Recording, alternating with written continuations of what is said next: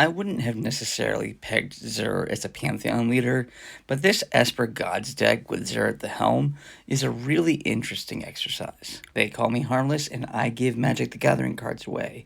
If you're interested in winning a fully sleeved Godo Bandit Warlord deck, go ahead and make sure you're following or subscribed to the channel, and then go to the link that is in my profile or channel page, click on it, and fill out my universal entry form. My first cut is Whitewater Naiads. I really like this card, but when it comes down to it, you are giving your creatures Death Touch and Lifelink and all this stuff.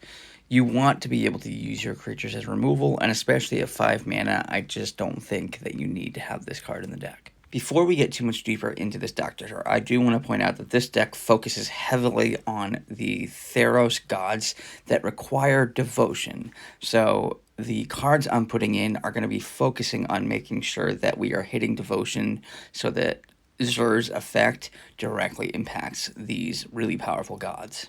With that in mind, I am going to replace the Naiads with 8.5 tails because this can create a way of making your creatures unblockable, but it also gives a great source of protection against removal. My next cut is Thought Render Lamia because this has a lot of hoops to jump through for 6 mana, and that 3 toughness really isn't that powerful. I'm going to replace that with Reshrek's Sigil because this is actually a pretty powerful effect, being able to choose the card that the green player will discard, and you also get to return it to your hand if you need to, say, protect it. My next cut is Ajani's Chosen because you don't really have any auras in the deck, which is really where you want to be focusing with enchantments in a card like Ajani's Chosen. And I'm going to replace that with Grand Abolisher because this is just a fantastic card, and it just was recently reprinted.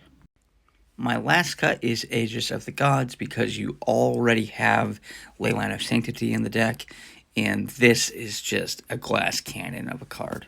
And I'm going to replace that with Phantasmal Terrain. I love this card because this can deny resources without really getting rid of a land.